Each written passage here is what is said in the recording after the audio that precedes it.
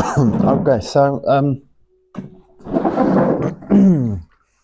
we finished the top stitching now for the cap.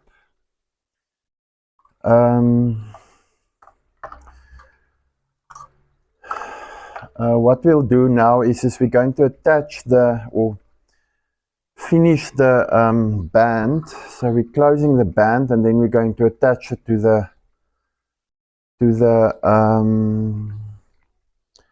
beanie or to the cap.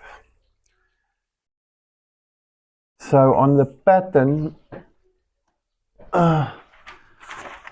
the cap is the correct size, but the band, I just added the centimeters at the bottom, what size the band must be. So let's do the cap, the band quickly. Oh, I did a mistake here, but in any case, here it's straight now. When you attach the band, this is a 5-thread overlocker. So it's got the safety stitch here, this one here, and so there's no stretch in it, in the stitch. So when you sew it, you want stretch in the band, so that it can fit around the head. So what I normally do is, I don't, if you use a normal 4-thread overlocker or a 3-thread, at least there is some stretch, or when you use a zigzag machine to attach it, a zigzag stitch on the normal domestic machine, you have some stretch. But so what I normally do is I just when I attach the band, I stretch it a little bit on the machine.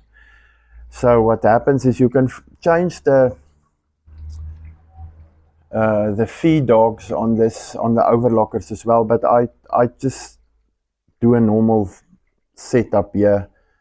I don't change my settings easily on my machines. So what I do is when I put it through, I just stretch the cloth a little bit, and then you still have that stretch or that elasticity in the band. But in any case, this this fleece doesn't have a lot of stretch in it by itself. You can see there's not so much stretch in it. Unlike the knit has got a lot of stretch in it. But it all depends on the fleece that you buy, you know. Some fleece is expensive, and then you might get a good stretch in it, and some is cheap and then you don't get a good stretch, and it all depends. So what I do is when I put it through, I just stretch it a little bit, and then you've got that, at least you've got that stretch in it when you put it around your head, because the fleece will pull back together again.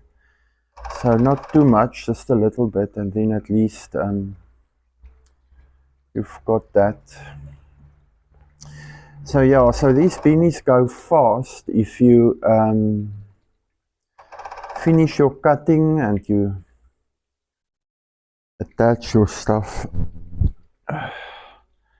And you sit here in front of the overlocker, you sew everything with your overlocker. Then there's no pain, you just quickly sit and do your work, yeah. But yeah, so like I said, these are for free. They are cheapy, so I don't do lock stitch or top stitching here really.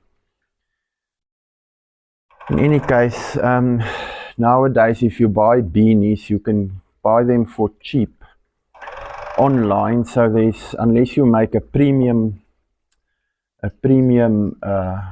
quality beanie, you can't really compete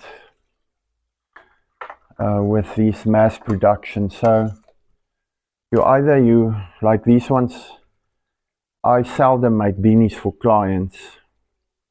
Very seldom, not a lot. Maybe if you make clothing for schools or that type of stuff, but the only way to make money with this is if you put something out that's of premium quality and